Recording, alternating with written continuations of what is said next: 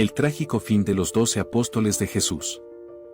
Sin embargo, la mayor parte de la doctrina cristiana cree que el hijo de Alfeo también murió por orden del rey Herodes Agripa I en Jerusalén, siendo fallecido en público. La imagen de Santiago, siendo decapitado, es frecuentemente encontrada en pinturas, esculturas y otros objetos religiosos. No obstante, otras fuentes, como un libro del siglo I después de Cristo, llamado Martirio de los Apóstoles, afirma que Santiago fue arrojado desde el pináculo del templo de Jerusalén y a continuación, apedreado hasta en la Jerusalén del primer siglo. La noticia de la muerte de Santiago, uno de los pilares de la iglesia primitiva, resonó con intensidad por las callejuelas y mercados. Su martirio no fue solo un corazones de los seguidores de Jesús, sino también un claro signo de la creciente tensión entre la joven iglesia y las autoridades judías y romanas. La muerte de Santiago fue un momento definitorio, un punto de inflexión que reafirmó la seriedad y el costo de la misión cristiana en la comunidad de creyentes. La pérdida de Santiago provocó una mezcla de duelo y determinación. Pedro y los otros apóstoles, ahora más conscientes del peligro inminente, se fortalecieron en la fe y en la resolución de continuar la misión que Jesús les había encomendado. La muerte de Santiago sirvió como un doloroso, pero poderoso recordatorio de que el viaje que habían emprendido requeriría sacrificios extremos. Sin embargo, la muerte de Santiago no fue en vano. Inspiró una nueva ola de evangelización y testimonio entre los cristianos. La iglesia, aunque perseguida, comenzó a expandirse más allá de las fronteras de Jerusalén y Judea, llegando a Samaria y eventualmente a los confines del Imperio Romano. El mensaje del Evangelio, nutrido por la sangre de los mártires, encontró suelo fértil en corazones sedientos de esperanza y verdad. Mientras tanto, Santiago el Menor continuaba su ministerio discreto pero vital. Aunque las escrituras proporcionan pocos detalles sobre sus actos posteriores, la tradición de la Iglesia sugiere que también desempeñó un papel significativo en la difusión de la fe. Su dedicación silenciosa y persistente contribuyó al crecimiento y fortalecimiento de la comunidad cristiana en un periodo de incertidumbres y desafíos. La historia de los dos Santiagos, cada uno con su propio camino y destino, se convirtió en una fuente de inspiración para generaciones posteriores de cristianos. Ellos representan la diversidad de llamados dentro de la iglesia, uno llamado a un papel público y un final dramático. El otro a una contribución más silenciosa pero no menos importante. Al reflexionar sobre las vidas de los apóstoles, Santiago, hijo de Zebedeo y Santiago el Menor, somos recordados de que el camino del discipulado puede tomar muchas formas. Cada uno de ellos, a su manera, abrazó el llamado de seguir a Cristo, ya sea en la plaza pública, enfrentando la espada del verdugo o en las sombras discretas pero esenciales del servicio fiel. Sus historias continúan resonando en la memoria de la Iglesia, recordando a todos los creyentes que, independientemente del camino que sigamos, estamos llamados a vivir y testimoniar nuestra fe con coraje, amor y fidelidad inquebrantable. Pedro, originalmente conocido como Simón Pedro, nació en Betsaida, en Galilea. Pedro era pescador de profesión cuando fue llamado por Jesús para convertirse en pescador de hombres. Su nombre, antes Simón, fue cambiado posteriormente a Pedro, que significa roca o piedra, simbolizando la solidez de la fe que demostraría a lo largo de los evangelios. Pedro es retratado como un discípulo fervoroso, a menudo impulsivo pero profundamente dedicado a Jesús. Fue testigo de milagros como la caminata sobre las aguas, y fue el primero en reconocer a Jesús como el Cristo, el Hijo del Dios vivo. Pedro desempeñó un papel central en la última cena y fue destacado como el líder de los apóstoles. Su negación de Jesús durante la prisión es un episodio marcante, seguido de un profundo arrepentimiento y restauración por el propio Cristo. Tras la resurrección, tras la muerte de Jesús, Pedro emprendió un viaje por el vasto territorio del Imperio Romano para difundir el mensaje del Evangelio.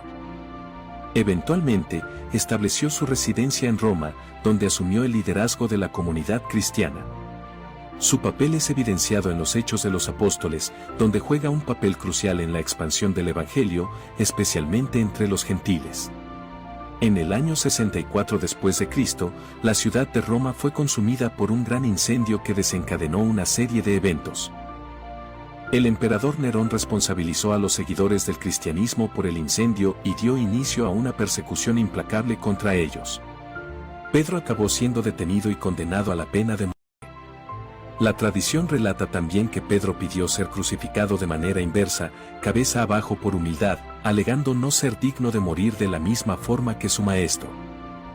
El lugar elegido para su crucifixión fue el Monte Vaticano, donde hoy reposa la majestuosa Basílica de San Pedro. Se convirtió en uno de los primeros mártires del cristianismo, contribuyendo significativamente a la expansión del Evangelio por todo el mundo. Su muerte es considerada como un testimonio valiente y final de su fe inquebrantable en Jesucristo. La historia nos cuenta que durante esa persecución muchos cristianos fueron sometidos a torturas y ejecuciones horrendas. Pero la fe de la comunidad permaneció firme, a menudo fortalecida por el ejemplo de coraje y sacrificio de líderes como Pedro. Conforme las llamas de la persecución ardían, la fe de los cristianos se esparcía con aún más vigor. Una llama inextinguible que desafiaba la opresión y la muerte. La decisión de Pedro de ser crucificado cabeza abajo, como narra la tradición, no era solo un acto de humildad, sino también un poderoso testimonio de su devoción a Cristo. Esta elección refleja la transformación profunda que ocurrió en la vida de Pedro desde aquel primer encuentro en las orillas del mar de Galilea. El pescador impetuoso se había convertido en el pilar de la iglesia. Un líder cuya fe y convicción guiaban a innumerables otros en el camino con Cristo. Su muerte no fue el fin, sino un nuevo comienzo. La historia de Pedro, con sus fallos y triunfos, se convirtió en una fuente de inspiración y ánimo para todos los cristianos. Su trayectoria, marcada por la negación y la restauración, por la valentía y el sacrificio, resuena a lo largo de los siglos, recordándonos que la gracia y el amor de Dios son suficientes para transformar y fortalecer incluso el corazón más frágil. Al parecer, el emperador Nerón también fue responsable de la muerte del apóstol Judas Tadeo, también conocido como Lebeo, Tadeo o Judas, hijo de Santiago, a pesar de ser uno de los apóstoles menos mencionados en la Biblia. Su contribución y legado son significativos.